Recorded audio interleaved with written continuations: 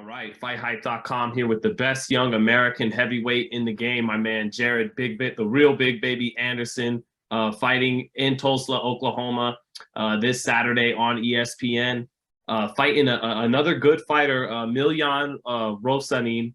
And with this guy, Jared, on paper, the last three guys you fought are 63-3 with their three combined records. So these fights aren't a waste of time. These are real fights where you're developing, right? Right. Yeah. I would believe so. If you look at my performances in every fight, you could tell I'm getting better, whether the opponent stays or they don't. You can tell just by my pedigree in the ring and my control in the ring that I'm getting better every fight. Now, we know about the 100% knockouts, 11 KOs in these 11 wins. Do you think it's 12 for 12 Saturday night? Yes, I do. How do you see yourself going about it? Just fighting my fight as always. We got a lot more time, a lot more rounds, so we can be patient, even if we wanted the knockout. But it's never what we're looking for. It just always happens. Yeah.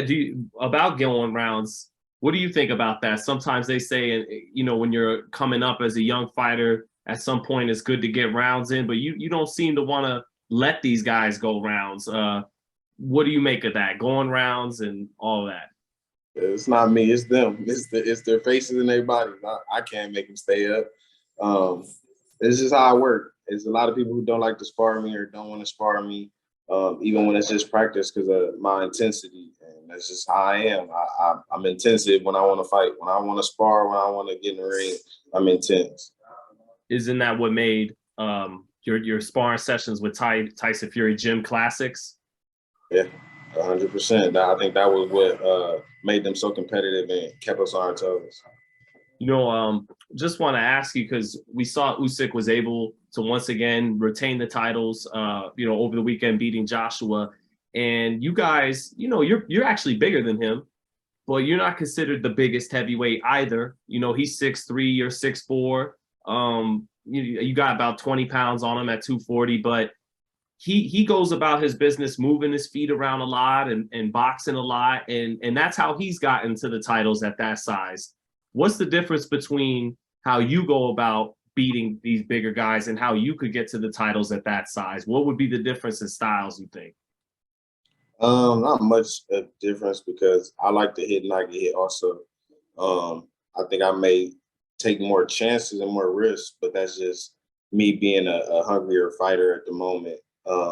He's had the Olympic experiences and he doesn't feel the need to, hurt people. He can box and win and make it just look easy.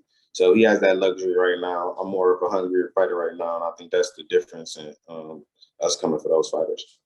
Yeah, because it does look like, he uses his feet more than you do right now, but you punch harder than him. You can get guys out of there. So it's a little different, right, Jared? Or yeah, I definitely think it's a little different.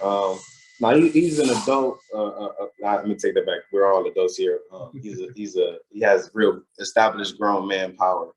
And at my age, it's not there yet, but my intensity, like I said, and my punch count right now at the moment is still coming forward. I think that's what gets those guys out of there. But yeah, he's using his feet a lot more right now.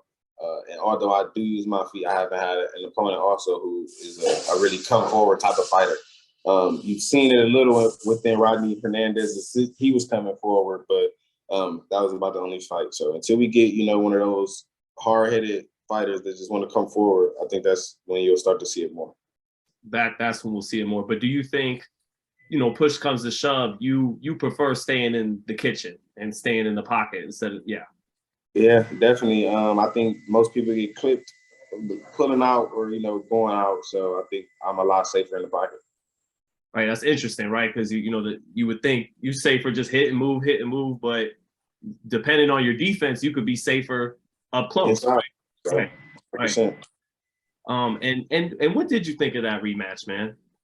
I actually didn't watch it. From what I hear, it was pretty much the same thing, but I did not get a chance to watch it. I was working on my own craft. I was more focused on my own fight. Yeah, that was the next one. It was like, are you not watching because you just didn't watch, or is it like a thing where you just focused on your own plate and your own work? More that I focused on my own plate, my own work at the time.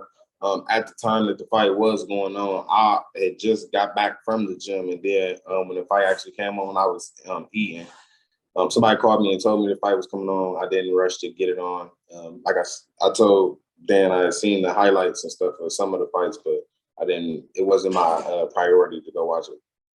You know, me playing, spectator, but thinking if I was moving Jared Anderson, if you're Jared Anderson, you feel like you could beat anybody. You could beat, King Kong. But I would be thinking, look, our guy's young. He's only 22. But this guy who's got the belts right now, he's actually smaller than our guy. This is a good style matchup.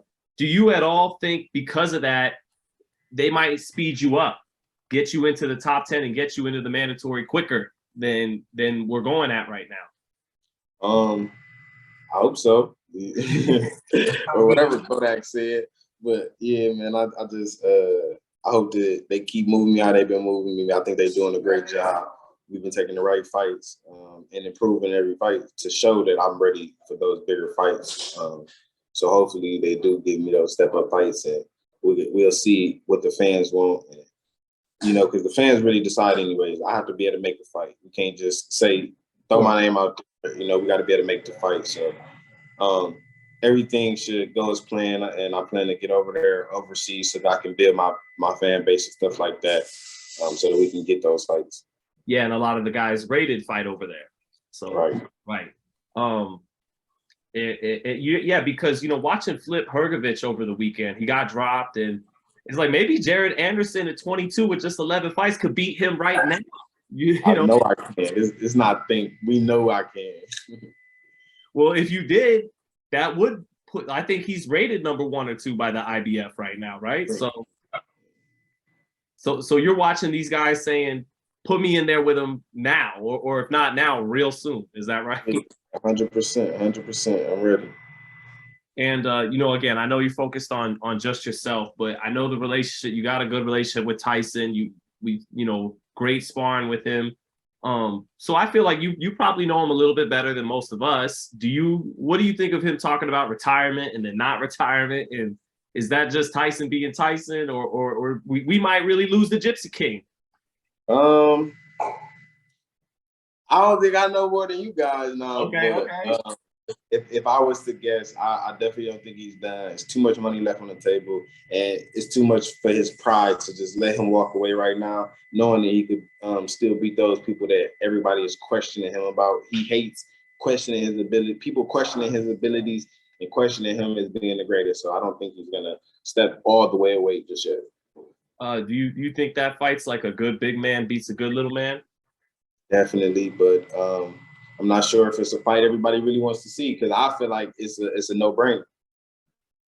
Right. You feel certain of the outcome. Yes. Yeah, but but then people like Tyson, I guess, said he once said that his toughest fight was Cunningham because it was a cruiserweight coming up, quick guy and southpaw, So some people look at that and they go, okay, so Usyk can be a really tough fight, but why is that not the case, Jared? Because Tyson was not nearly the fighter he was at that point, and he's grown and built so much after that fight. Then to top it off, Usyk is nowhere near the age that they were at that time. So he's up there just as well as Tyson, and I think that's what makes the huge difference in that. And again, just because the division's hot, I think I read somewhere you want the Ruiz-Ortiz winner too. Is that right? I mean, I didn't say that, but I would gladly take him. Okay. See, you read things. You got to get it cleared up. Thank you, Jared. Yeah, I don't believe I said that, but like I said, I would gladly take that winner of that fight also. Either guy got an edge in that fight, in your opinion? Andy, but because of age and speed, I swear I love Ortiz to death. But if age was on his side, I think Ortiz would win. Right, a couple years ago. Yeah, definitely. He's the counter puncher, right? And yeah, boy, I think he's a heck of a counter puncher, and that speed wouldn't mean anything at that time, at that age or a younger age. But it's almost like with you being 10 years younger and faster, you should win that fight, right? Like you should win that fight. Yeah, I would hope so. Right. And also, man, Wilder coming back. You know, you're the next up, but he is still like the current American heavyweight of this era. Do you think he's gonna be the same Deontay Wilder after those wars with Fury? I'm not sure. I hope he is. I know he's a warrior, and I know he's going to come to fight every fight, and he's going to go out on the shield if nothing else.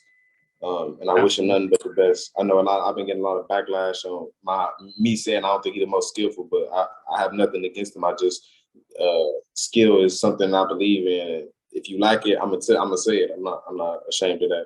I wish him nothing but the best, though. I know he's a warrior, and I know he's gonna fight. Well, yeah, you mentioned about he's a warrior. Do you feel like like Joshua definitely did show heart against Usyk, but was that a different level of heart that Deontay showed in his rematch with Fury? I definitely think a completely different level of heart. Um, I think Deontay is a much stronger and strong-minded person than Anthony Joshua. So I think it's a different level, but I definitely think they both are strong men who fought their hearts out.